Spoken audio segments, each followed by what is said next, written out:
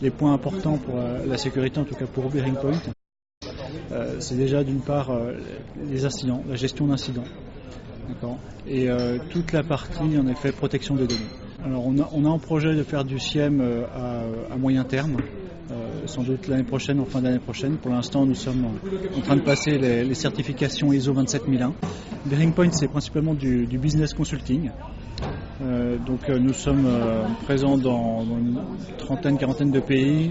On a à peu près 25 offices à travers le monde, principalement l'Europe et maintenant, l'Europe, la Russie et maintenant la Chine aussi.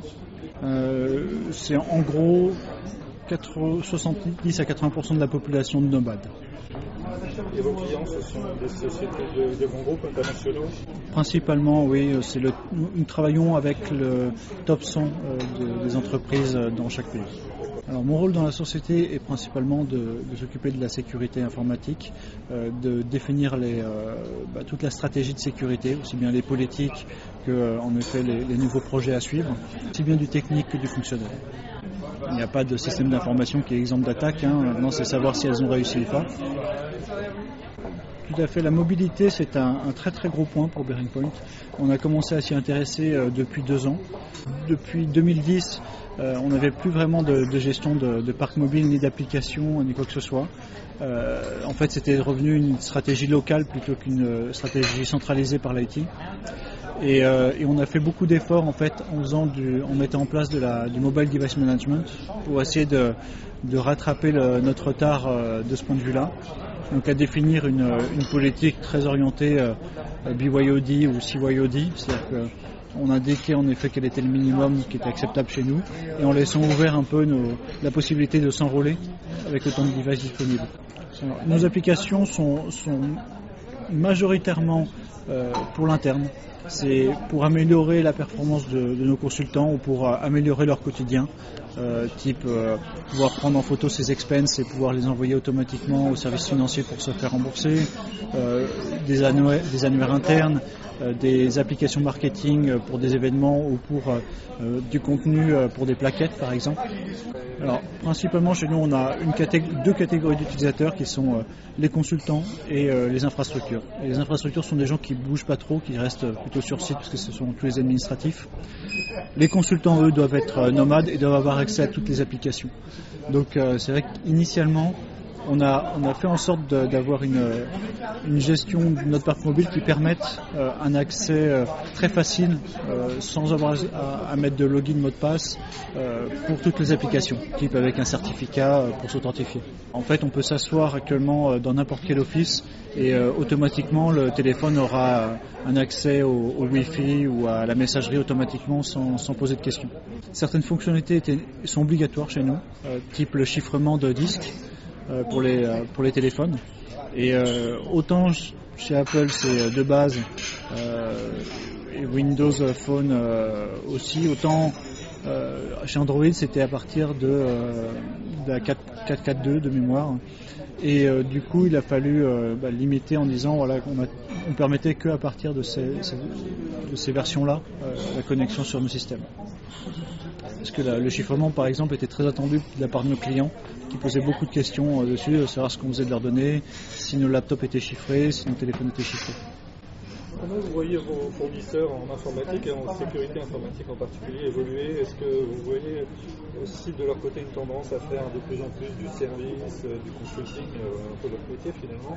C'est vrai qu'on voit de plus en plus de prestataires qui proposent en effet de faire du consulting aussi sur la sécurité, ce qui peut être intéressant parce que pour beaucoup d'entreprises, même comme la nôtre, l'équipe sécurité a quand même pour but d'être restreint.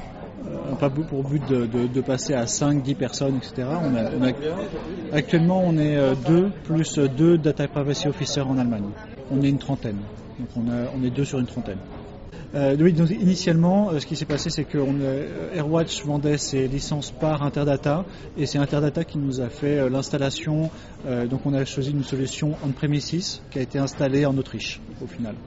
Nous avons choisi une solution principalement on-premises parce que la solution cloud, pour nous, n'assurait pas le niveau de sécurité parce on ne connaissait pas la localisation des données. Et en l'occurrence, il fallait ouvrir des flux jusque sur notre réseau interne, sur nos Active Directory. Alors, nous préférions garder la main sur la création des certificats. On a un très fort besoin de localisation des données. Du fait qu'on travaille avec des gouvernements locaux, qu'on travaille avec l'armée locale aussi dans tous nos pays pratiquement, on a un besoin de garder au moins sous loi européenne tout ce qui nous arrive.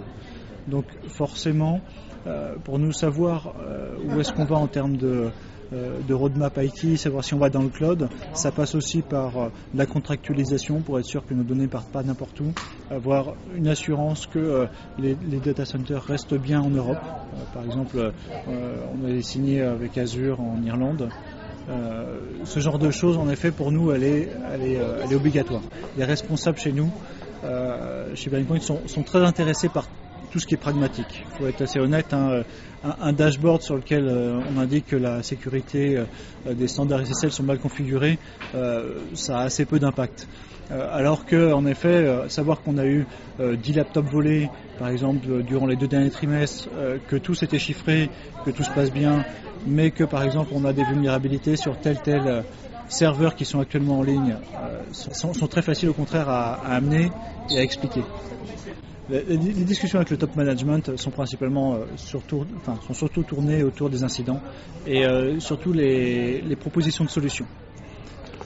C'est-à-dire être capable d'analyser le risque, dire actuellement on a tel problème, par exemple principalement en ce moment ce qu'on a c'est les problèmes de protection de la propriété intellectuelle, donc la protection des données, sur la protection des données avec Varonis par exemple sur SharePoint. Alors pour l'instant, face aux attaques APT, c'est encore difficile pour nous de les trouver tout seul. Alors c'est un peu un métier à risque, c'est surtout un métier RSSI où il faut connaître son métier, il faut connaître le métier de son entreprise surtout. C'est-à-dire vous pouvez pas parler un langage différent que celui des consultants par exemple. Il faut expliquer quel est le besoin. Par exemple, actuellement, on passe la certification ISO 27001. Pourquoi ? Parce qu'en effet, il est évident quand le client vous pose la question de je veux bien que vous travailliez chez nous, mais expliquez-moi comment vous protégez mes données. En effet, je veux bien y répondre 1 fois, 2 fois, 3 fois, 10 fois. Au bout d'un moment, on se rend compte qu'en effet, c'est le moment de certifier. Donc, tant que vous êtes capable d'appréhender le business et que ce que vous faites est en ligne pour permettre ou faciliter le business, vous aurez toujours une écoute. La transformation numérique dans l'entreprise, elle est obligatoire. Le digital, même si on est une entreprise de conseil et qu'on possède vraiment aucun asset réellement, tous nos laptops sont loués, nos offices aussi, tout est loué. Au final, ce qu'on vend, c'est de la matière grise. Ce qui est important, au final, c'est de pouvoir modéliser nos process à un moment donné et de voir là où on peut avoir des gains réels de performance. Typiquement, en ce moment, on est en train de passer, faire le changement vers Concur. C'est-à-dire, en effet, toute la partie expense qui sera digitalisée, où il n'y a plus besoin de remplir une petite lettre avec toutes les factures de ce qu'ont fait les consultants. Juste, ils prennent en photo, ils envoient, c'est validé et ils sont remboursés automatiquement. Cette dématérialisation va être étendue ensuite aux préconisations des consultants vers leurs propres clients, c'est ça ? Voilà, c'est ce qu'on pousse chez nous, forcément. Il y a une très forte volonté de rattacher l'IT avec aussi ce que fait le business. Donc forcément, il y a un alignement entre le métier qu'on fait d'IT et le business. La plupart des applications qu'on trouve, en effet, alors qu'elles soient open source ou autres, ou propriétaires, on les a par le passé beaucoup customisées. Maintenant, ce qu'on voit, c'est que beaucoup de revendeurs aussi, mais beaucoup d'applications deviennent de plus en plus configurables plutôt que customisables. Et c'est ce vers quoi on tend nous aussi. Parce qu'en fait, c'est plus facile à gérer, plus facile à maintenir, et de manière générale, beaucoup plus facile aussi pour faire les upgrades, changer aussi les habitudes des gens.